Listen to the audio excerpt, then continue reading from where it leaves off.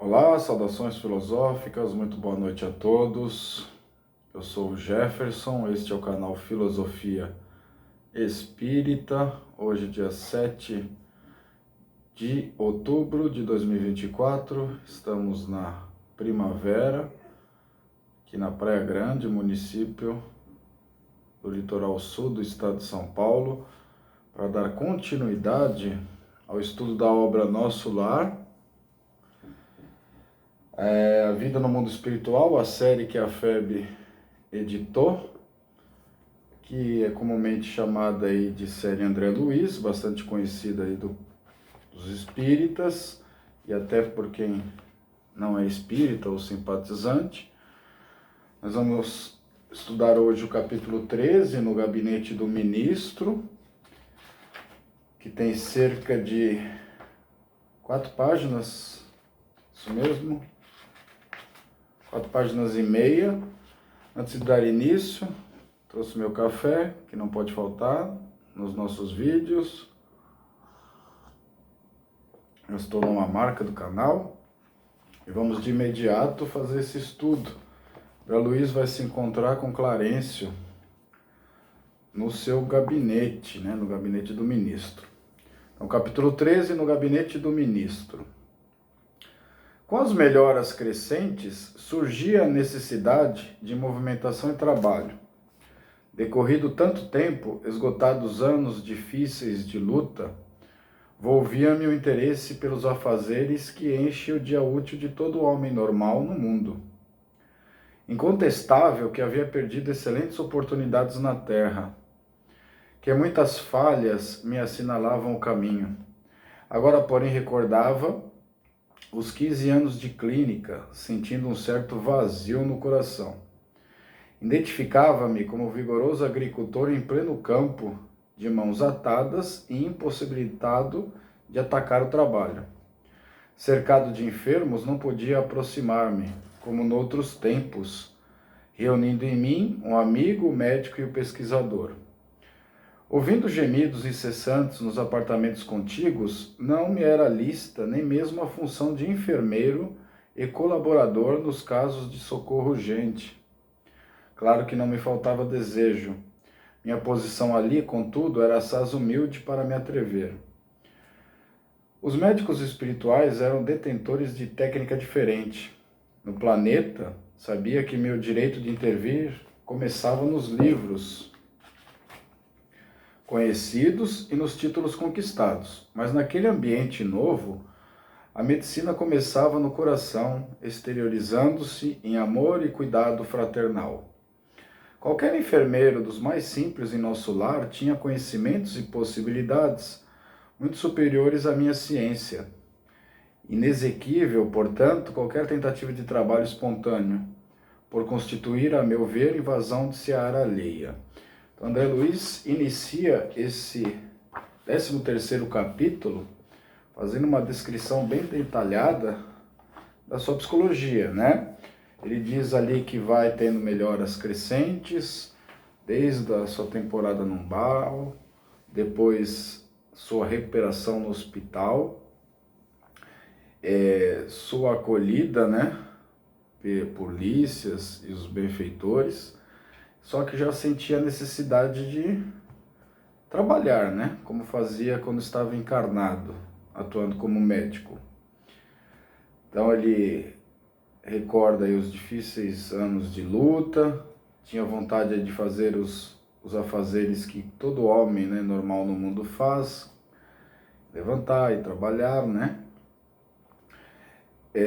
reconhece que perdeu incontestáveis oportunidades na terra, que lhe assinalavam o caminho, recordou os 15 anos de clínica, sentindo o vazio, a saudade no coração, sentia-se forte ali para poder trabalhar, cercado ali de enfermos, mas não podia, como em outros tempos, reunir ali a capacidade de médico, de pesquisador e de amigo e atender as pessoas que precisavam ali, Ouvia gemidos nos apartamentos contíguos, mas não podia nem atuar como enfermeiro ou colaborador, porque ele reconhece, que tinha que ficar numa posição humilde ali, porque os médicos espirituais usavam de técnica diferente que ele não dominava ali no plano espiritual.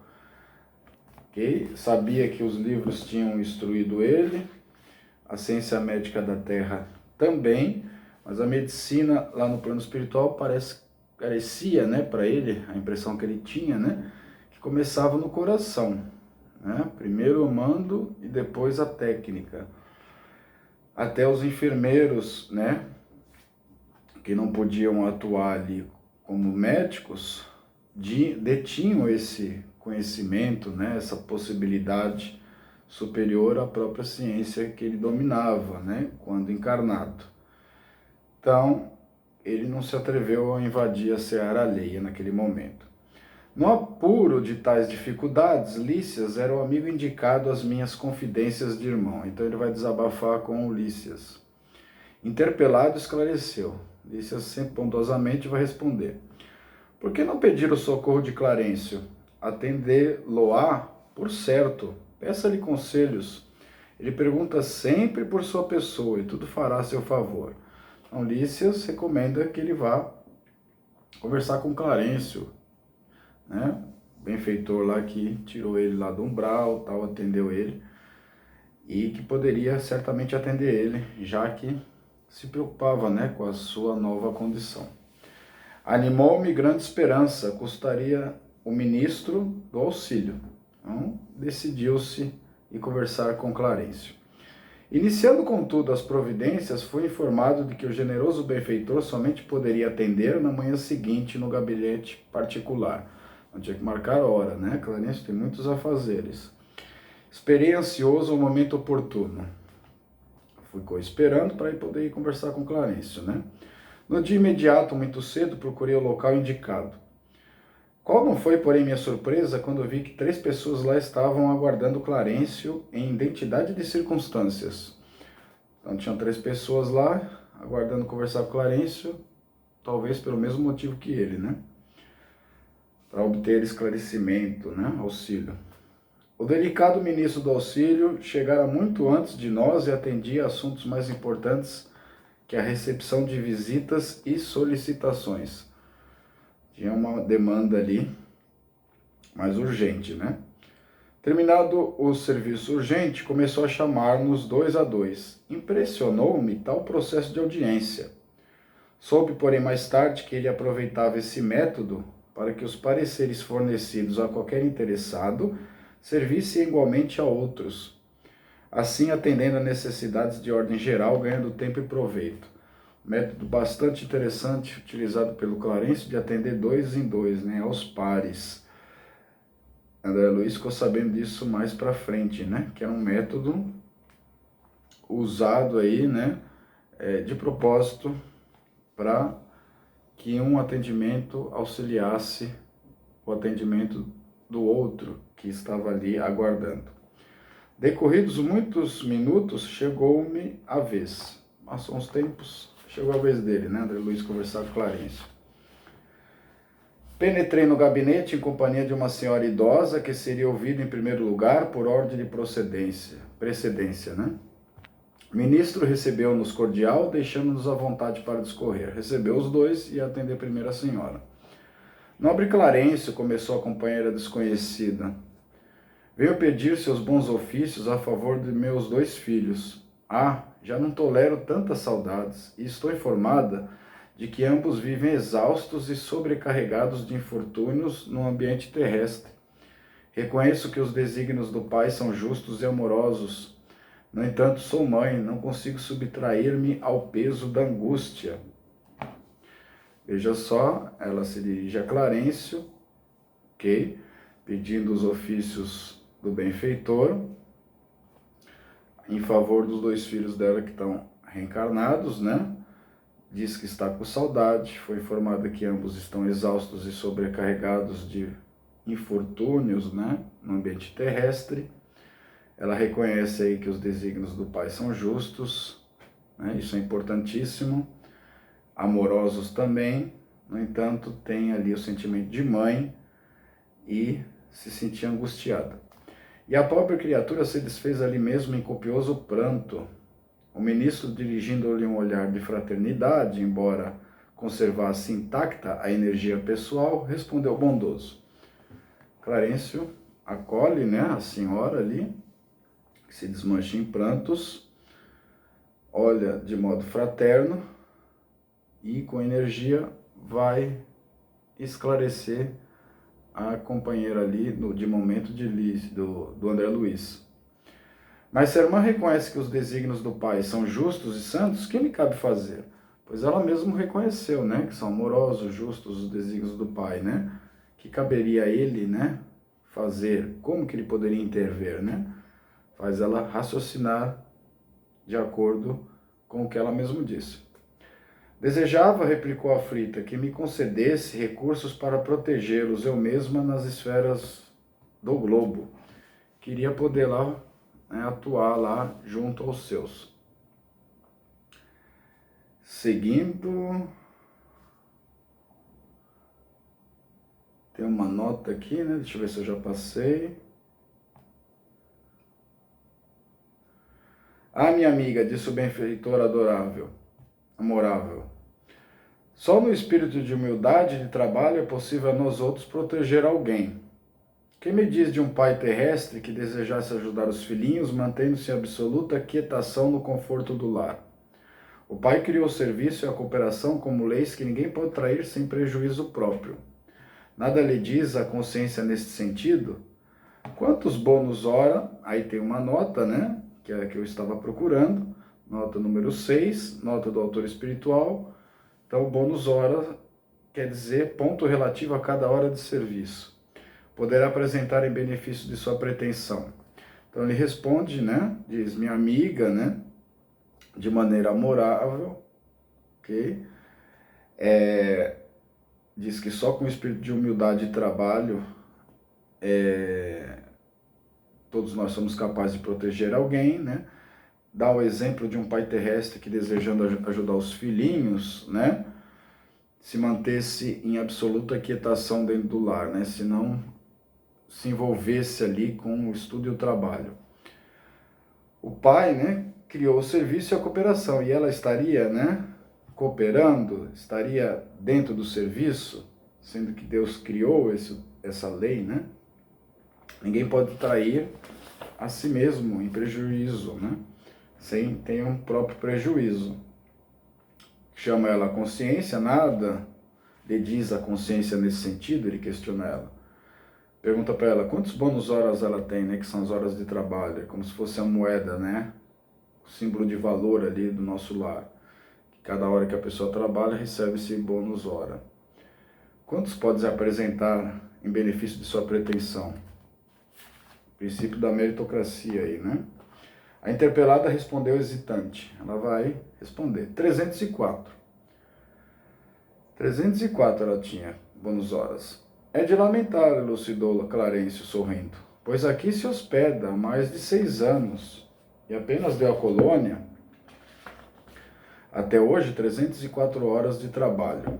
Entretanto, logo que se restabeleceu das lutas sofridas em região inferior, ofereci-lhe atividade louvável na turma de vigilância do Ministério da Comunicação.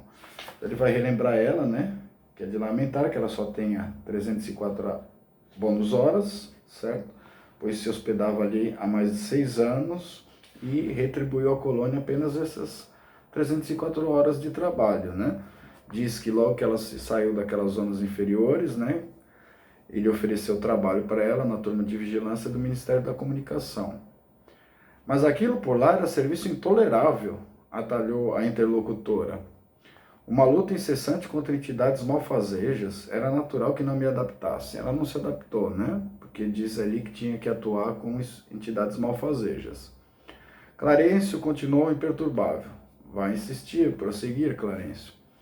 Coloquei-a depois entre os irmãos da suportação, nas tarefas regeneradoras, num outro ministério, né? Pior, exclamou a senhora, aqueles apartamentos andam repletos de pessoas imundas, palavrões, indecências, miséria. Então ela reclama, né, dessa situação. Reconhecendo suas dificuldades, esclareceu o ministro, enviei-a a cooperar na enfermagem dos perturbados. deu outro local para trabalhar. Mas quem os tolerará, senão os santos? Inquiriu a pedinte rebelde. Fiz o possível, entretanto aquela multidão de almas desviadas assombra qualquer. Também, né, não gostou daquele tipo de trabalho. Não ficaram aí meus esforços, replicou o benfeitor sem se perturbar. Localizei-a nos gabinetes de investigações e pesquisas do Ministério do Esclarecimento. E contudo, talvez enfadada com as minhas providências, a irmã se recolheu deliberadamente aos campos de repouso. Percebeu Clarencio, né, que ela poderia ser experimentada em outro tipo de trabalho, deu um trabalho mais administrativo para ela, né, nos gabinetes de investigações e pesquisas, né, mexer mais com papelada, parece, né, e a irmã, mesmo assim, recusou e se recolheu para os campos de repouso. Era também impossível continuar ali, disse a impertinente. Só encontrei experiências exaustivas, fluidos estranhos, chefes ásperos. Não tinha disciplina, né? Não tolerava aí a hierarquia. Diz que se cansou ali das experiências e também não aceitou aquele tipo de trabalho. Pois note, minha amiga, esclareceu o devotado e seguro orientador. O trabalho e a humildade são as duas margens do caminho do auxílio. Para ajudarmos alguém, precisamos de irmãos que se façam cooperadores, amigos protetores e servos nossos. Antes de amparar os que amamos, é indispensável estabelecer correntes de simpatia. Sem a cooperação, é impossível atender com eficiência. O camponês que cultiva a terra alcança a gratidão dos que saboreiam os frutos. O operário que entende os chefes exigentes, executando-lhes as determinações, representa o sustentáculo do lar em que o Senhor o colocou. O servidor que obedece construindo conquista os superiores, companheiros e interessados no serviço. E nenhum administrador intermediário poderá ser útil aos que ama se não souber servir e obedecer nobremente. Fira-se o coração, experimenta-se a dificuldade, mas que saiba cada qual que o serviço útil pertence, acima de tudo, ao doador universal. Bela lição de Clarencio, né, que diz a ela, de modo devotado, que o trabalho e o serviço são as duas margens do caminho do auxílio, né, as duas estradas ali, né, que todos devem seguir. Para ajudar alguém, ela vai dar uma importante lição, né, uma regra, né, que para ajudarmos alguém precisamos de cooperadores. Então não dá para a gente ajudar alguém sozinho, nós precisamos de cooperadores. E como que nós conquistamos cooperadores, né? Protetores e servos nossos? Angariando simpatia, né? Antes de amparar aquele que nós amamos, muitas vezes vamos precisar do auxílio dos outros, porque às vezes são desafiadores esse tipo de auxílio que vamos fazer, né? Vamos precisar do anjo do guardião da pessoa, muitas vezes de outros amigos para nos auxiliarem, né? Vamos precisar levantar a ficha da pessoa, por exemplo. Então, uma regra interessante aqui para nós encarnados também, né? Quando desejamos ajudar alguém, precisamos ter um grupo, né, para poder ajudar essa pessoa, angariando simpatia. Então, toda vez que nós fazemos a caridade, é da lei, o que acontece? Você acaba recebendo a caridade, né?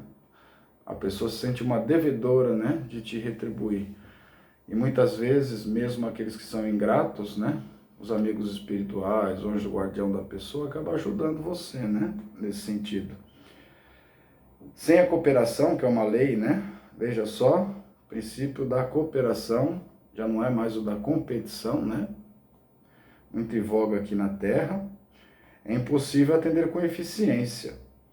Aí ele dá o exemplo, né, do camponês que cultiva a terra e depois recebe a gratidão de quem saboreia os frutos, do operário que atende os chefes exigentes e consegue colocar o pão de cada dia em casa, né, e ter a gratidão, né, dos seus familiares. O servidor que obedece, construindo, vai conquistando superiores, companheiros interessados no serviço, vai ganhando simpatia e confiança. Nenhum administrador intermediário pode ser útil aos que ama se não souber primeiro servir e obedecer. Fira-se o coração, né? Muitas vezes a ingratidão, mágoas vão acertar a pessoa, né? Dificuldades, mas que saiba continuar a trabalhar, né? E De tudo vai receber de quem? De Deus, né? Depois de pequena pausa, continuou. Vamos terminar o capítulo agora. Que fará, pois, na terra, se não aprendeu ainda a suportar coisa alguma? Não duvido da sua dedicação aos filhos queridos, mas importa notar que haveria de comparecer por lá como mãe paralítica, incapaz de prestar socorro justo. Para que qualquer de nós alcance a alegria de auxiliar os amados, faz necessária a interferência de muitos a quem tenhamos ajudado por nossa vez. Os que não cooperam não recebem cooperação. Isso é da lei eterna. E se minha irmã nada acumulou de seu para dar, é justo que procure a contribuição amorosa dos outros. Mas como receber a colaboração imprescindível se ainda não semeou nem mesmo a simples simpatia? Volte aos campos de repouso onde se abrigou ultimamente e reflita, examinaremos depois o assunto com a devida atenção. Então veja, né? Ele questiona ela, né? O que você vai fazer na terra se não está sendo capaz de suportar coisa alguma, né? Basta lembrar das experiências que ela foi colocada para trabalhar e não conseguiu, né? Não duvida da dedicação, dos sentimentos, reconhece os sentimentos de mãe que ela tem pelos filhos, que ela tem uma vontade de ajudar, né? Mas não adianta ela comparecer lá como mãe paralítica, né? Sem poder ter como fazer isso de modo eficiente, né? Diz lá sobre uma lição, né? Que qualquer um de nós, para alcançar alegria e auxiliar os nossos entes queridos, as pessoas amadas, nós precisamos da interferência de muitos a quem temos ajudado e conquistado simpatia. Porque é da lei que não coopera, não recebe cooperação. E ele conclui, né? Se minha irmã nada acumulou de seu, né? Não tem bônus horas, é justo que procure contribuição amorosa dos outros, né? Se ela não se aliou, agora quer que os outros a auxiliem, né? Como receber essa colaboração imprescindível se ainda não semeou? Tem que semear para poder colher, né? Nem mesmo a simpatia tinha feito isso, né? Então ele fala para ela voltar a meditar lá no campo de repouso e depois conversariam de novo sobre o assunto. Sentou-se a mãe inquieta, enxugando lágrimas copiosas. A senhora começou a chorar. Em seguida o ministro fitou-me compassivamente e falou. Aí chegou a vez do André Luiz. Aproxime-se, meu amigo. Aí André Luiz, vai ser a vez dele agora, né? Levantei-me hesitante para conversar. Então agora vai ser a vez de André Luiz, que vai ser no próximo capítulo, né? Que é o capítulo 14, Elucidações de Clarencio. Então assim, importante lição desse capítulo 13. Vamos encerrando o nosso vídeo, nossa aula de hoje. Gostaria de agradecer as inscrições, comentários, compartilhamentos, vibrações que nos sustentam nesse trabalho. Desejo a todos uma boa noite, uma boa madrugada, uma boa manhã, uma boa tarde. Que possamos todos estar aqui no nosso próximo encontro para dar continuidade ao estudo dessa belíssima obra. Graças a Deus.